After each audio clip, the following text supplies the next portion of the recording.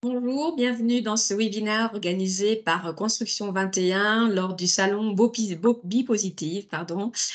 Donc nous sommes en fait nous faisons une conférence virtuelle liée aux problématiques de transport ce jeudi. Voilà, donc je me présente Cécile Vendangeon, je représente aujourd'hui le CNDB et je suis également présidente de Green Eco-Promotion. Alors le CNDB, avant de vous introduire à nos participants, le CNDB, c'est le Comité national de développement du bois. C'est une association de promotion nationale du bois pour la construction, la rénovation et l'ameublement. Cette association existe depuis 34 ans auprès des maîtres d'œuvre et des maîtres d'ouvrage. Elle représente à peu près un écosystème de 50 000 contacts nationaux et a à peu près 3 missions principales.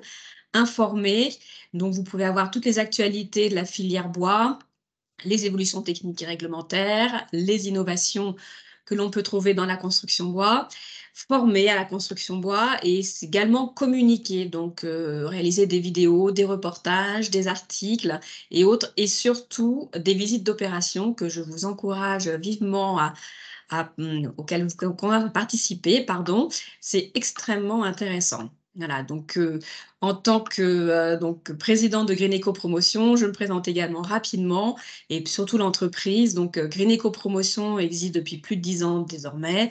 C'est un promoteur engagé au service de projets immobiliers durables. Ça fait plus de 10 ans que nos bâtiments sont en bois et en matériaux biosourcés. Ils consomment très peu d'énergie et ça fait plus de 10 ans donc que nous avons déjà atteint les objectifs 2031 de l'ARE 2020. Voilà, bien écoutez, je vais présenter rapidement les personnes autour de cette table virtuelle. Donc, nous avons Morgane Chabalier, cofondateur associé d'Ecocène, Julien Gamero, directeur technique de CBS Live Team Suisse, et Lee Bouche, architecte des PLG, gérant d'architecte de l'atelier des Montagnes. Voilà, et bien aujourd'hui, le sujet qui nous rassemble tous, c'est la construction bois en tout qu'atout pour la décarbonation des bâtiments, mais pas que. Nous allons le voir, le bois de la structure à la façade, en passant par l'isolation et le chauffage, il s'installe à tous les étages du bâtiment. Il offre une bonne isolation thermique et acoustique.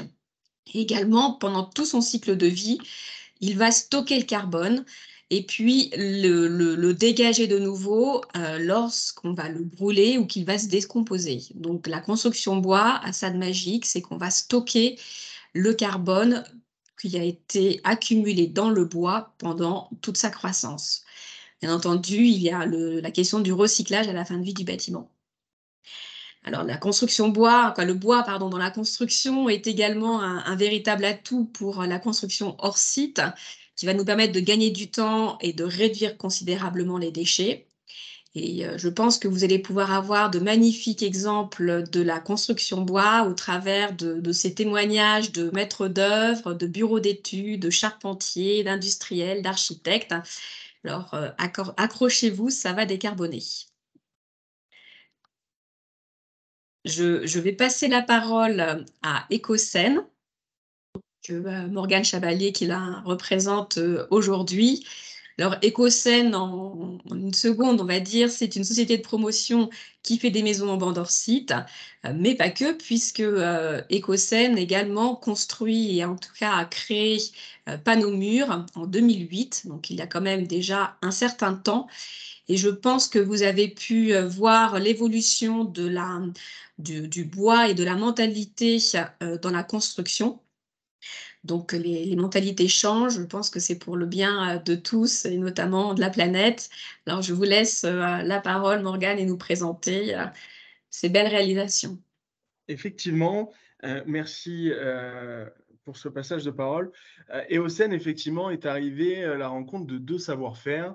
Le savoir-faire d'un promoteur, montpelliérain, qui existe depuis, maintenant 30 ans et d'un industriel et constructeur, Panomur. Donc, c'est la rencontre de père et fils, hein, la famille Séchault, qui avait la structure de promotion Cogim et la famille Chabalier, mon père et moi, qui sommes les fondateurs du système constructif Panomur.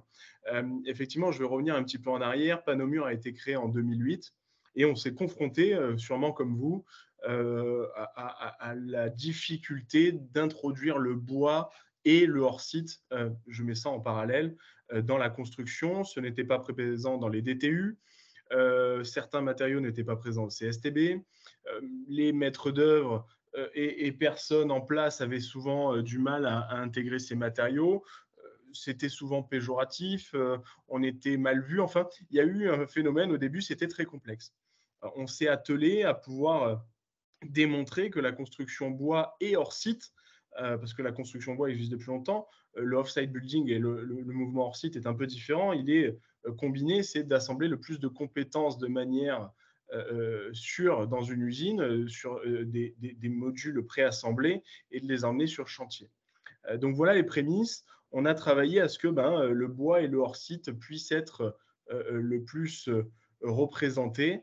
Et on va dire effectivement qu'on a eu un petit peu raison, comme les autres partenaires de cette conférence, parce qu'on voit qu'aujourd'hui, la réponse à l'ARE 2020, la réponse aux enjeux environnementaux de demain, se porte sur la construction bois, pour les raisons que vous avez fait part tout à l'heure, question de décarbonation, d'énergie renouvelable, de denrées renouvelables aussi, parce que le bois sort de forêts éco-gérées, on sait le faire en France, enfin, pour tout un tas de raisons. Et donc, ce fut la rencontre avec un promoteur qui avait des vues aussi de dire les collectivités nous demandent de construire différemment, on n'a pas la compétence, nous, on va trouver. Et donc, c'est comme ça qu'on a créé EOSEN, qui est une structure de promotion qui a été créée en 2018 pour répondre, alors non pas aux gros bâtiments comme mon collègue qui interviendra après, mais nous, on s'est concentré sur notre savoir-faire, à savoir la villa en bande et le petit logement intermédiaire, donc les bâtiments ne dépassant pas R+2, maximum R+3. C'est notre compétence, c'est notre volonté, et de répondre effectivement à du logement en logement principal, hein, plutôt sur de l'habitation principale plutôt que sur de l'investissement. C'est plus notre cœur de métier, de répondre à des petites collectivités et de leur amener des solutions pour loger leurs locaux ou loger les gens qui arrivent et loger les familles. Voilà, donc c'était notre réponse. On livre notre première opération sur une ZACSERM, donc sur la société d'aménagement mixte de la métropole Montpellier-Rennes, qui a fait confiance à notre système constructif dans un écoquartier à Clapier, qui est une commune en bordure de la ville Montpellier-Rennes, sur un premier ensemble de 17 villas qui utilisent bien sûr notre système constructif hors site. Alors, un petit mot sur panneau mur. L'idée était dans la villa de rationaliser le plus de tâches en usine. Pour ça, on est parti de panneaux 2D dans lesquels on vient après assembler la compétence. Pour tout un tas de raisons, la 2D est préférable de manière à réduire le maximum de stockage. La 3D est bien pour plein d'autres usages, les bâtiments à recevoir du public, les hôtels, les chambres étudiantes, tout ça. Nous, le panneau nous laisse plus de liberté architecturale pour faire des maisons et les faire de différentes façons. Donc ces panneaux sont, on part d'une ossature bois, d'accord. On utilise nous là le bois des Cévennes parce qu'il est proche de chez nous et proche de forêt et forêt éco-gérée, mais le système constructif panneau mur, selon où il produit, peut utiliser les forêts les plus proches. On est dans un circuit court et le but, c'est d'utiliser les denrées qui sont les plus proches. Donc, une fois qu'on a fait l'ossature, on la contrevente évidemment.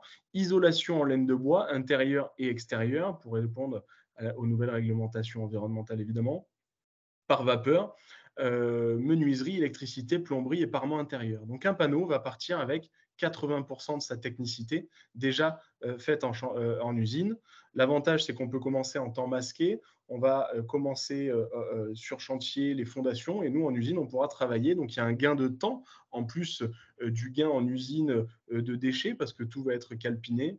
Et puis, gain de qualité parce que travailler en usine, comme vous le savez, c'est quand même plus simple que travailler sur chantier avec les aléas qu'on connaît au chantier. Ces 17 villas représentent des T4 et des T5 de 90 à 150 mètres carrés, avec un niveau de finition complet, c'est-à-dire qu'on livre, les jardins sont clôturés, paysagers et arborés, la peinture est faite, la cuisine est posée, tout est fait, c'est du clé en main.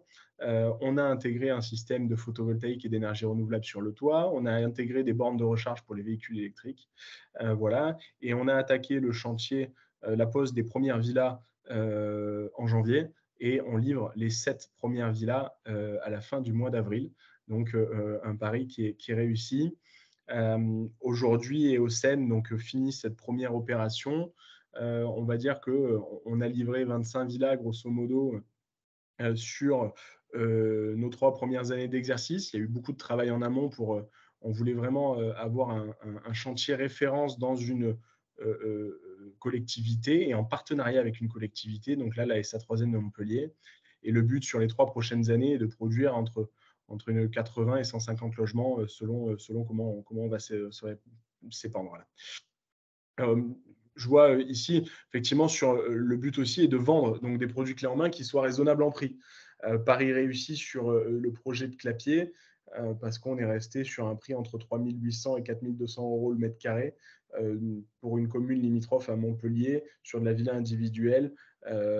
C'est quelque chose de tout à fait raisonnable. Et d'ailleurs, on a tout commercialisé. Donc voilà pour vous présenter un petit peu donc cette société, son premier projet.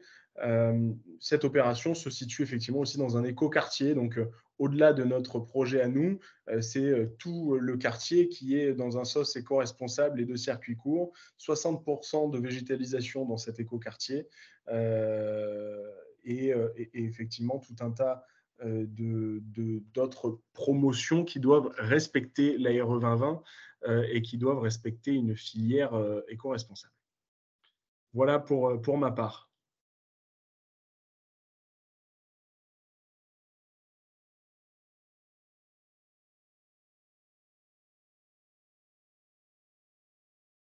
Ah, on ne vous entend pas, je pense. Il faut remettre le micro. Très bien, merci.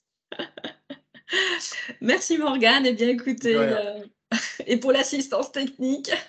Pas de Eh bien, souci. maintenant, je vais passer donc la parole à Julien Gamero de la société CBS Lift Team.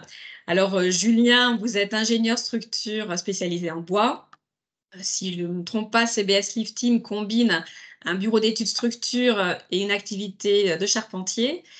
Vous allez nous présenter l'immeuble Palazzo, qui est un magnifique exemple de décarbonation de la construction avec des matériaux biosourcés. Mais aussi, vous allez nous parler d'autres projets que de CSB qui montrent ô combien le bois a sa place en ville et notamment pour aborder les problématiques de densification en allant vers les cieux. Voilà, bah écoutez, Julien, je vous laisse la parole et nous présenter vos belles réalisations. Je vous remercie beaucoup pour la prise de parole et pour l'invitation. Donc moi, ce que je vous propose, c'est avant de me lancer sur le Palazzo de Nice, je vais faire un petit pas de côté et on va discuter très rapidement de pourquoi le bois et pourquoi la décarbonation. Déjà, pourquoi? Donc, c'est OK. Très bien. Donc, on a affaire à un matériau biosourcé, donc ça veut dire qu'il est renouvelable. Ensuite, on a des forêts. Ce qu'il faut le savoir, c'est en Europe, on a souvent ces discours sur la déforestation, etc. Mais ici, c'est une ressource qui est gérée durablement. On a une filière industrielle qui est européenne. Donc, par les temps qui courent, d'avoir un peu de souveraineté industrielle, je pense que ça fait pas de mal, notamment pour le secteur de la construction. Et bien sûr, le dernier argument qui est souvent mis en avant, c'est le stockage du carbone. Donc, il y a eu beaucoup d'études parce qu'il y a des hypothèses en fonction de l'analyse de cycle de vie, de qu'est-ce qu'on prend, combien est-ce qu'on stocke de carbone. Donc, il y a quand même un consensus scientifique qui a été édité dans plusieurs journaux pour dire que une tonne de bois mise en œuvre, c'est pas une tonne de carbone stocké, mais ce serait plutôt 0,5 tonnes de carbone stocké. Mais c'est quand même du carbone qui est stocké. Donc voilà, je voulais juste faire un petit peu ce pas de côté pour imaginer l'histoire de la décarbonation et ensuite pouvoir sauter sur ce qui nous attend aujourd'hui, qui est l'immeuble de bureau du Palazzo Meridia à Nice, qui était en 2019 le plus haut immeuble de bureau en bois avec un R+9 et 35 mètres de haut. Donc je dis en 2019 parce qu'à l'heure actuelle, il y a quand même un peu une course, une course à la hauteur pour la construction bois. Donc je ne saurais pas vous dire si c'est le plus haut encore ou pas. Donc, vous pouvez voir un peu sur cette slide les différents acteurs qui ont œuvré pour que ce bâtiment sorte de terre, si je puis dire. Donc, nous, le groupe CBS Lift Team, on a agi en tant que bureau d'études structure bois, notamment pour les phases d'exécution, pour la fourniture, donc avec notre usine qui est basée à La Rochette en France, du côté de Chambéry, et nos équipes de charpentiers, donc notre entité de travaux qui est Lifteam, qui est basée un peu partout en France, mais notamment je dirais en Île-de-France, en Rhône-Alpes et Grand Est. Mais on intervient quand même sur la globalité du pays français et suisse romande également. Voilà, ce que je pourrais dire, c'est que en fait, ce trinôme, je pourrais dire, de nos compétences entre toutes les femmes et les hommes qui composent le groupe, c'est ce qui permet quand même de nous positionner pour concevoir et réaliser ce genre de bâtiment assez, voilà, assez, je pourrais dire, hors norme pour la construction bois, qui maintenant devient assez standardisé et on aura de plus en plus de Palladio Meridia un peu partout en France, si je puis dire. Donc, juste pour peut-être cet ouvrage, il avait eu le prix 2020 de la construction régionale, notamment avec la mention Belle Hauteur, mais c'était surtout le premier bâtiment labellisé E3C2 en France. Donc voilà, on pourra penser ce qu'on veut des labels, mais c'est un label qui voilà, prend en compte l'énergie consommée, donc l'opérationnel, mais aussi l'énergie grise, donc quel type de matériaux on utilise, ce qui était un peu voilà, novateur et ce qui est pris maintenant en compte aussi avec la RE 2020. Donc, si je vais maintenant un peu dans le détail de pourquoi la décarbonation sur ce bâtiment, il a été conçu avec des façades en bois CLT, donc des panneaux massifs, donc 350 mètres cubes, ça représente quand même du volume. Ensuite, il y avait un poteau poutre porteur en lamellé collé, donc ça, c'est des poutres et des poteaux en bois, environ 180 mètres cubes, et des planchers CLT, donc également en bois massif, et un peu de murs à ossature bois et autres. Donc, ça, on est assez fiers sur ce projet, c'est que l'origine des bois, quand même, est à 70% française et des Vosges. C'est quand même pas sur toutes les opérations. Et ensuite, c'est européen. Donc, 22% pour l'Allemagne et 10% pour la Scandinavie. Donc, si je résumerais l'empreinte décarbonation du bâtiment de Nice, on a à peu près 900 tonnes de bois qui ont été mis en œuvre pour ce bâtiment. Donc, on pourrait considérer environ 450 tonnes de carbone stocké. Maintenant, j'aimerais juste faire un petit point, une petite parenthèse maintenant sur le fait qu'on utilise de la matière bois pour stocker du carbone, mais le but, c'est pas non plus de la gaspiller. C'est une ressource voilà, qui a de la valeur, qu'on doit chérir. C'est un peu le mantra de notre fondateur Jean-Luc Sandoz qui dit toujours que voilà, plus d'ingénierie, moins de matière. Et le but, c'est que le bois qu'on ne met pas en œuvre sur le Palazzo Meridia, on pourra le mettre sur le Palazzo Merida 2. Voilà.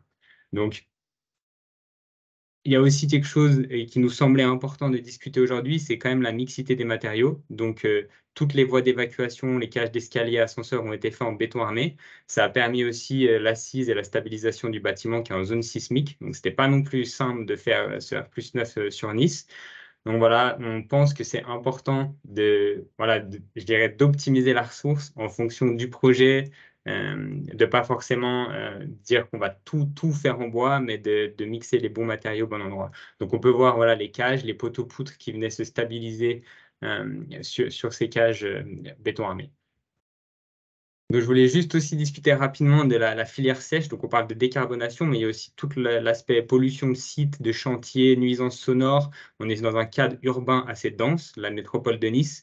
Donc, le but, c'était d'aller vite, de ne pas faire trop de bruit, de ne pas trop stocker. Donc, on n'avait pas beaucoup de zones de stockage. Ce qu'il faut savoir, c'est qu'on a mis 5 mois pour monter tout le lot bois sur le Palladio. Donc, c'est quand même relativement rapide pour la taille du bâtiment. On a préfabriqué en usine une partie, livré sur site. On a fait en sorte d'avoir des plateaux planchers de 17 mètres qui étaient arrivés en convoi exceptionnel et qui étaient tout de suite mis pour passer un étage en direct. Donc finalement, on était capable quand même d'aller assez vite une fois qu'on avait monté la structure poteau-poutre, de mettre les façades CLT et ensuite de rassembler les dalles de plancher. Pour le CLT, souvent, ces gros panneaux de bois massif aussi, on a tendance à usiner les ouvertures pour les fenêtres, les menuiseries, ce genre de choses. Nous, à CBS, on a décidé de faire des découpes et de réassembler sur site pour sauvegarder la matière. Comme je disais tout à l'heure, le but, c'est d'optimiser, encore une fois, cette ressource qui est importante à nos yeux.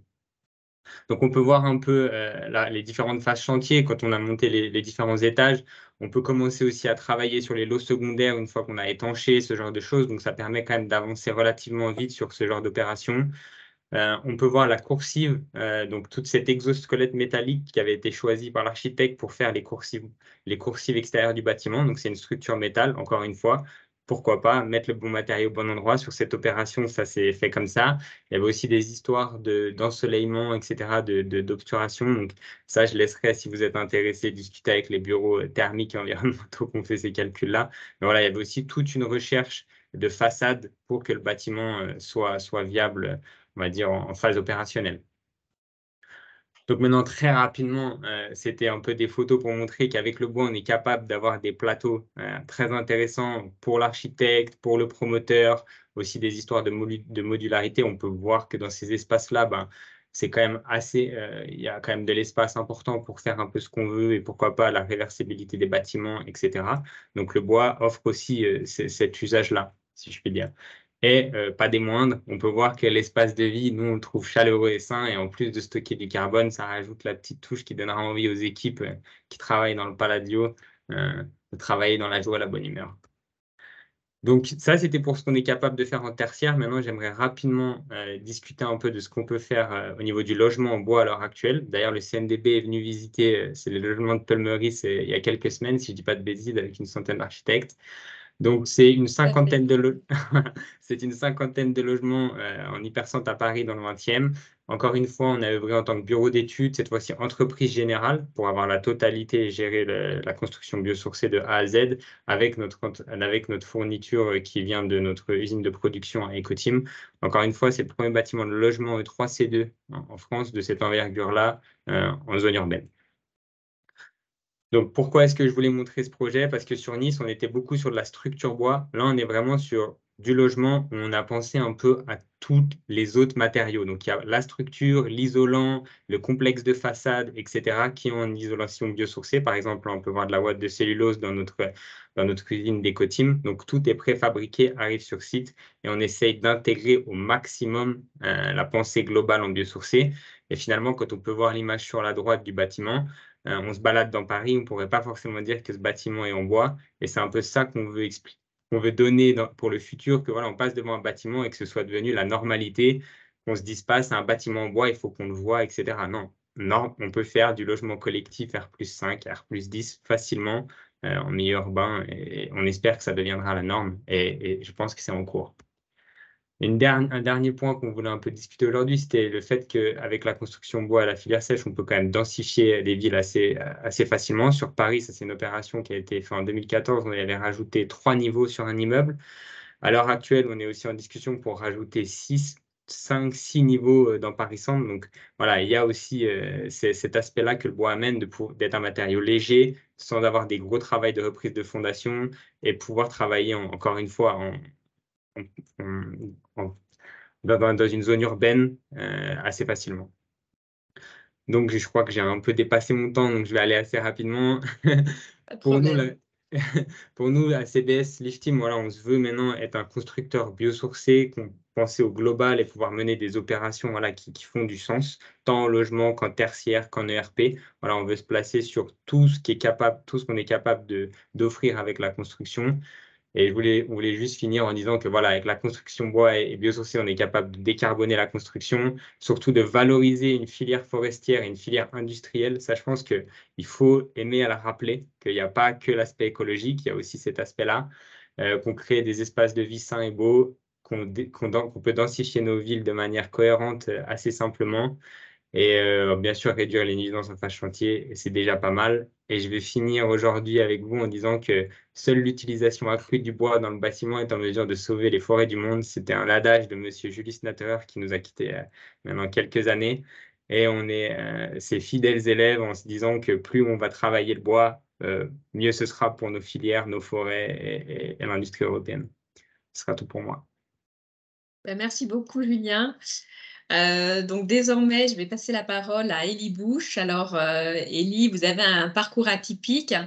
Vous êtes compagnon charpentier, vous avez exercé votre métier de charpentier pendant 20 ans, et puis vous rentrez à l'école d'architecture de Lyon et vous êtes diplômé en 2000. Donc bravo. En 2002, vous vous mettez à votre compte, marché privé, marché public, et puis très rapidement le passif, puisqu'on est bien d'accord que quand on construit en bois, on a aussi envie que le bâtiment soit performant. Donc, on va voir un beau projet qui est en bois, qui est passif et qui répond à tout type d'usage, même celui de la mobilité pour les seniors. Oui, donc merci de votre invitation. Pouvoir parler de nos ouvrages est très intéressant. Donc, c'est un concours en marché public parce que travailler en passif est quand même très très courant en marché privé, mais beaucoup plus difficile en marché public. On a très peu de demandes et quand on veut essayer de l'imposer, on est plutôt éjecté comme étant hors sujet au programme qu'autre chose. C'est pas toujours très très facile. Et donc là, c'était une volonté vraiment de l'OPH de Saint-Claude dans le Jura de faire ces logements. Alors au début, ils étaient simplement BEPOS. C'est-à-dire que la grande volonté était de faire un logement positif parce que ça allait être en 2011 les premiers, à l'initiation du projet, les premiers logements positifs, BEPOS, en logement social de Bourgogne-Franche-Comté. Et il s'avère que quand j'ai répondu au concours, j'ai avancé le fait que s'ils étaient passifs, ben, ils seraient réellement BEPOS, c'est-à-dire qu'ils ne seraient pas quelques kilowatts par mètre carré par an sous le zéro, moins de 10 pour le plus fréquemment, mais on est arrivé quand même à être à moins 43 kilowatts par mètre carré par an d'énergie supplémentaire en positif, grâce à une chose, c'est que ces logements sont labellisés par la Maison Passive France en Passif Plus, c'est-à-dire qu'il n'y a aucun chauffage dedans. Donc on a un besoin de chauffage de 14 kg et une puissance de chauffage de 12 kW par mètre carré par an. Ce qui fait que pendant le chantier, on a eu quelques belles surprises en étant quand même malgré tout dans le Haut-Jura avec quelques moins 10 et moins 15 assez quotidiens et des logements qui ne descendaient pas en dessous de 15 degrés et qui surprenaient les artisans eux-mêmes qui au départ étaient très très très prudents, on va dire. Et la particularité de ce chantier, c'est que le programme demandait un chantier en 6 mois, de travaux. On a 800 mètres carrés de plancher, 12 logements en 4 groupes de 3 logements. Et j'avais eu la bonne idée de demander quand même qu'on me laisse 7 mois pour faire les travaux, et c'est une chose qu'on a réalisée. Alors bien sûr, ça ne va pas aussi bien que 4 mois et demi pour construire à Montpellier, on est bien d'accord. D'abord, on n'a pas le même climat, et ensuite, on n'était pas du tout industrialisé. Ce n'est que du travail artisanal et exclusivement et d'entreprises locales.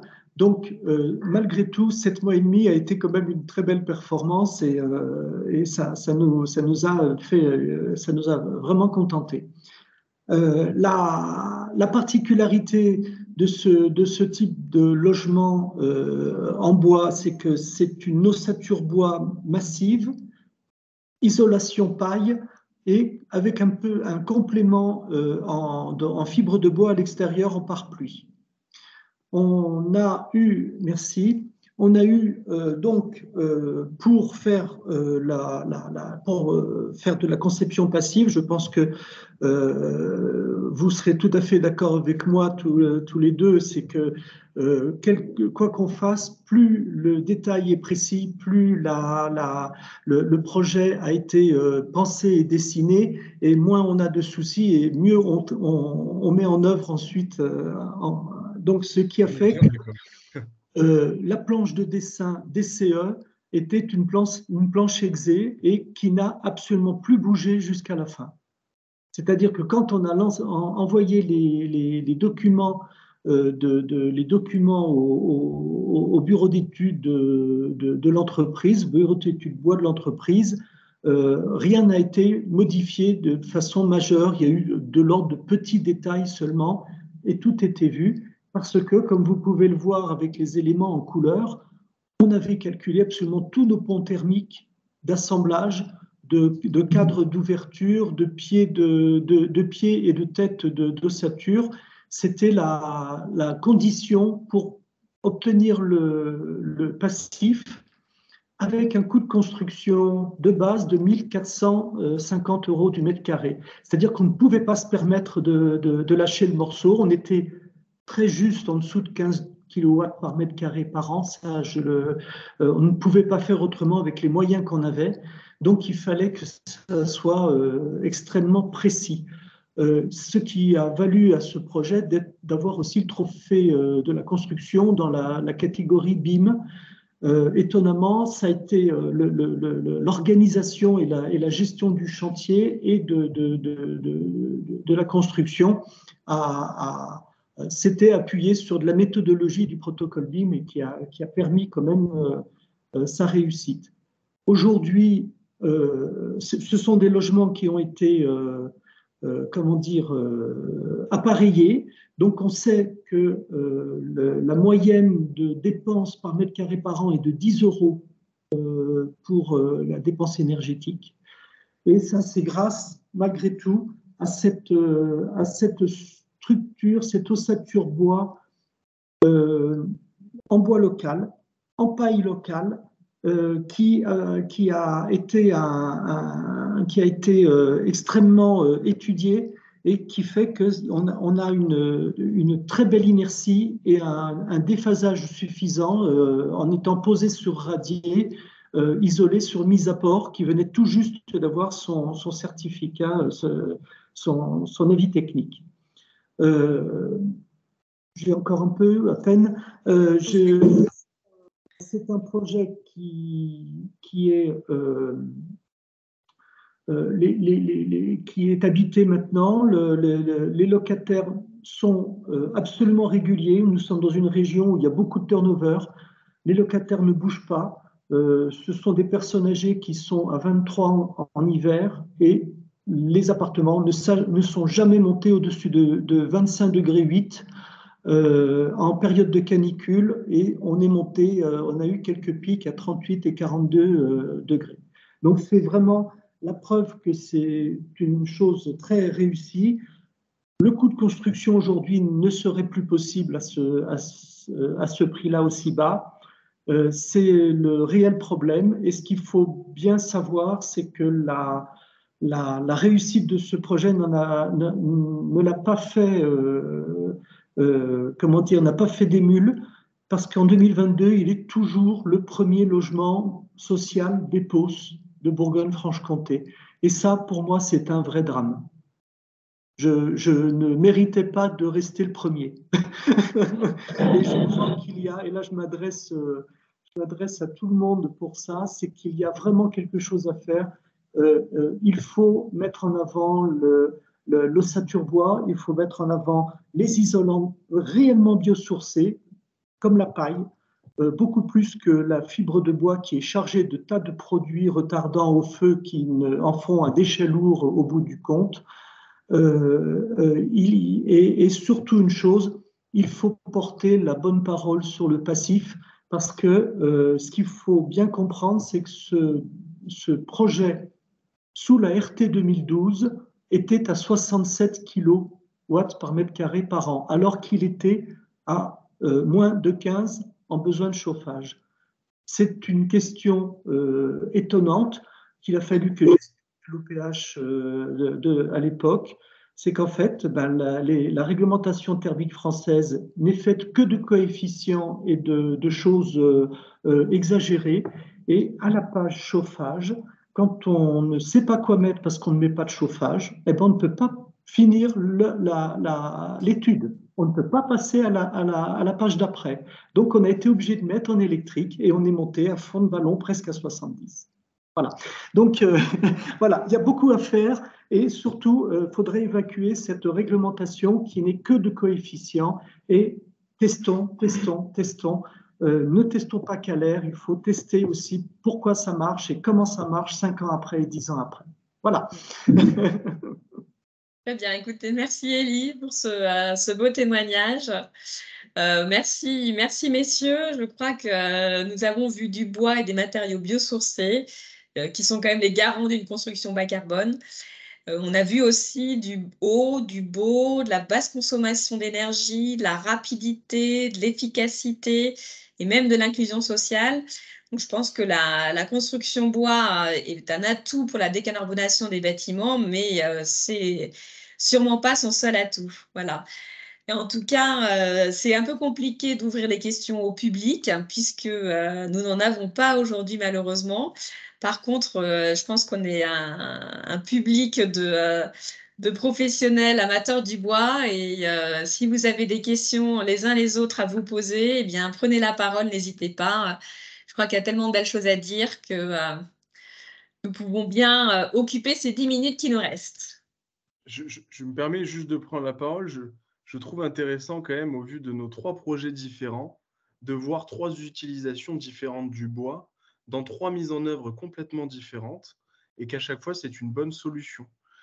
Qu'on sait faire de la mixité, qu'on sait faire des étages, qu'on sait répondre à du multimatériau, du bois, du béton, de l'acier, qu'on sait répondre à de la villa individuelle, qu'on sait répondre à du collectif pour faire du logement, du collectif pour faire des bâtiments à recevoir du public, qu'on sait faire des plus petits projets pour faire de l'habitat individuel comme nous on l'a fait, ou de l'habitat social PMR comme Elie l'a fait. Je trouve qu'on a une réponse qui est capable de couvrir tous les aspects immobiliers et des types de typologies de bâtiments. Et je trouve que c'est quand même déjà au-delà de l'aspect qualitatif du bois et de tout ce qu'on met en œuvre, je trouve que c'est déjà un beau résumé. C'est vrai. Est-ce qu'il y a un autre commentaire ou peut-être une question à poser? J'acquiesce le commentaire peut-être de Morane. Et j'avais peut-être une question pour toi d'ailleurs, si on se tutoyait. Bien sûr. C'était par rapport à votre préfabrication. Jusque où est-ce que vous allez? Vous avez revêtement intérieur, extérieur? Enfin, qu'est-ce qui vous reste à faire sur Alors le non, chantier? effectivement, on appelle ça, nous, le clos couvert cloisonné jointé. C'est-à-dire que le système constructif panneau-mur essaie d'intégrer le plus de compétences, mais comme tu l'as très bien dit tout à l'heure, il y a d'autres matériaux qui sont beaucoup plus compétents. Pour certains, aujourd'hui, l'adaptation au sol, on n'a jamais mieux fait qu'un vide sanitaire, un radier, des fondations et du béton, hein, clairement. Donc, on va pas le prêt. On a essayé, on a fait des planchers vides sanitaires en bois, ça a été une erreur. Voilà, donc aujourd'hui, on a gardé ça. Donc, on nous livre une fois le clos couvert, une fois la dalle finie. Nous, on vient poser donc les panneaux de façade, donc avec parement intérieur et isolant extérieur, et avec menuiserie, électricité, plomberie, et l'ossature, évidemment, l'isolation. Et les planchers, eux, arrivent avec leur OSB de finition avant réception de la finition parquet ou carrelage, l'isolant, la structure et le parement intérieur, à savoir le placo avant peinture et joint. D'accord, voilà les niveaux de finition. La toiture arrive, alors ça dépend, des fois quand on fait des toitures tuiles, bon, on monte sur place la charpente et on met le pare-pluie et on la monte d'un seul bloc. Si on fait de la toiture plate, là effectivement c'est des modules qui arrivent déjà avec l'étanchéité, hein. Voilà, il n'y a plus que des raccords d'étanchéité à faire. Donc on va dire qu'on est à peu près entre du 65 et du 80% de finition. Et on laisse sur place ce qu'on appelle la cosmétique, pour plusieurs raisons, parce que toutes les finitions extérieures ne sont pas les mêmes selon les régions, toutes les finitions intérieures ne sont pas les mêmes selon les clients. Donc, ce qu'on appelle la cosmétique, ce qu'on pourrait appeler les options dans l'univers automobile, hein, on les laisse au choix. Très bien, merci. Et le U parois de ce type de mur, on arriverait à un niveau passif de 0,11? Alors aujourd'hui, tout dépend. Alors aujourd'hui, nous, on a un complexe de 14 cm. Alors je suis désolé, mais isolé en laine de bois. J'ai bien compris ton combat contre les produits adjuvants dans la laine de bois. Aujourd'hui, ça en fait un produit quand même qui répond à pas mal d'enjeux, mais effectivement, on peut toujours faire mieux. Et on a une laine de bois compressée à l'extérieur, en isolant extérieur, hein, qui fait 8. Donc on a un complexe qui est très, très isolant. Après, comme tu l'as dit, le passif n'est pas que sur l'isolant et sur la méthode de construction. Il en advient aussi de son orientation, de sa ventilation, de sa méthode de chauffage. Donc, aujourd'hui, le but n'est pas d'aller vers nous du passif, mais d'aller vers le plus responsable. Voilà. Aujourd'hui, le passif, on ne sait pas trop le vendre encore. Ce n'est pas répondu dans les appels d'offres. Comme tu le disais, c'est dur à mettre en place. Donc, nous, aller sur ce sujet-là n'était pas notre priorité. Notre priorité, c'est de livrer à nos clients une solution, évidemment, qui leur coûte en entretien et en utilisation commune le moins cher. Il suffirait d'augmenter le photovoltaïque sur le toit pour réduire l'empreinte. C'est simple. Aujourd'hui, on a un apport, nous, en photovoltaïque d'à peu près 20% de la consommation courante des personnes. Et alors, pour tout t'avouer, nous, dans le sud, le problème, c'est pas chauffer, c'est refroidir l'été. On a une vraie problématique et on voit bien que notre réglementation est faite la même à Lille qu'à Montpellier, ce qui est quand même étonnant. On a des climats océaniques et méditerranéens qui ne sont pas tout à fait les mêmes ou des climats un peu plus nordiques. Enfin, moi, ça, c'est un autre sujet. Mais chez nous, le problème, c'est de refroidir. Et aujourd'hui, les gens, ils veulent tous de la clim. Faut le dire. Chez nous, ils veulent de la clim. Il faut jeter ça. C'est un autre sujet. Mais les clients, ils veulent ça. Les clients, si on leur amène une autre solution plus simple et au même coût, ils veulent. Nous, je ne peux pas me sortir de mes clients. C'est eux les clients finaux. Eux, ils veulent de la clim. Nous, pour répondre à la problématique de la clim, on a mis un photovoltaïque qui, en alimentation directe sur la maison, permet, quand elle est utilisée l'été, parce que c'est l'été qu'elle est utilisée à clim et quand il fait chaud, elle est sponsorisée par l'énergie renouvelable. Alors, est-ce que c'est une solution finale? Je sais pas, tu as raison, il y a d'autres sujets à faire là-dessus. Maintenant, c'est une solution qui permet d'intégrer du refroidissement à moindre coût et avec une énergie renouvelable. Oui. Les boris n'ont pas de clim et elles sont plus fraîches à l'intérieur. Oui, non, mais je suis d'accord. Non, mais il y a moyen. Il y a moyen de jeter la clim. Il y a moyen. On pourra discuter plus sérieusement techniquement, mais il y a moyen de se... Je suis d'accord avec toi. Après, il y a des problématiques de coût, de mise en œuvre, de volonté du particulier, et on voit qu'elle évolue au cours des temps. Entre 2008, où les gens ne voulaient pas entendre parler du bois, et maintenant, moi, c'est devenu hors site, c'est plus un sujet dans les appels d'offres. On évolue petit à petit. Je crois que faire des ruptures, c'est dur. Je pense qu'il faut beaucoup de pédagogie.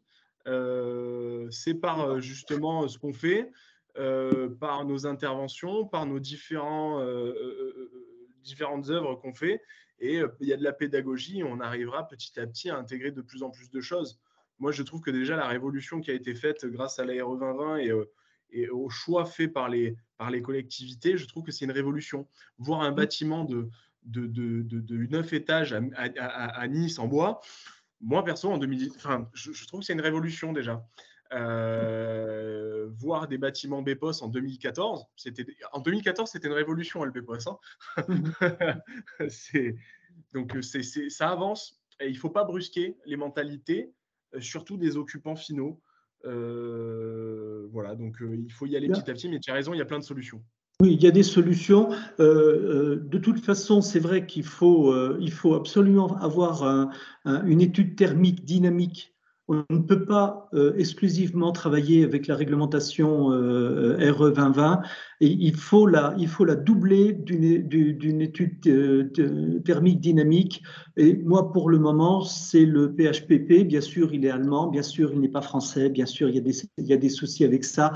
Mais malgré tout, quand on conçoit avec une étude sur le PHPP, c'est une aide à la conception dès l'esquisse. Le thermicien avec qui on travaille devient un vrai collaborateur de conception et la fraîcheur rentre naturellement dans le logement, dans les bureaux, parce que le passif marche excellemment bien en immeuble, et plus c'est gros, plus le passif est simple à faire. Donc, on va y arriver, et je ne suis pas tout à fait d'accord avec toi, il est grand temps de bousculer nos clients. Il est grand temps de les bousculer, justement. messieurs, je vous remercie parce qu'on on approche la fin de ce webinaire. Moi, j'ai juste une petite question pour Morgane. Est-ce que vous avez vérifié si vos clients l'allument, la clim? Parce que si ça se trouve, le bâtiment est tellement confortable qu'ils n'en ont pas besoin. Alors, on Voilà. a des retours effectivement d'expérience là-dessus. Ils l'allument moins que dans d'autres bâtiments, mais on sait très bien que quand on ouvre les volets, quand on a du monde à la maison, enfin, après, il y a la théorie, il y a la pratique. Hein. C'est ça. Je vous avoue que chez nous, quand on a du 45 degrés, ce qui arrive régulièrement maintenant chaque été, que la chaleur est rentrée dans ces maisons thermos, parce que le but, c'est de garder la chaleur ou le froid, c'est le principe des pare-vapeur, de tout ça. Il faut refroidir un coup, et les gens veulent une solution rapide. Je ne dis pas qu'elle est bonne, je dis que nous, on a trouvé un moyen de la rendre, en tout cas, plus verte. Alors, juste pour terminer, dans la culture du passif, on livre le bâtiment avec un petit carnet de fonctionnement. Tout à fait. Bon, en tout cas, merci messieurs de construire ces bâtiments confortables et qui nous permettent d'avoir aussi une planète un peu plus verte. Voilà, mais en tout cas, merci, à très bientôt. Au revoir. Merci de nous donner la parole. Merci à vous.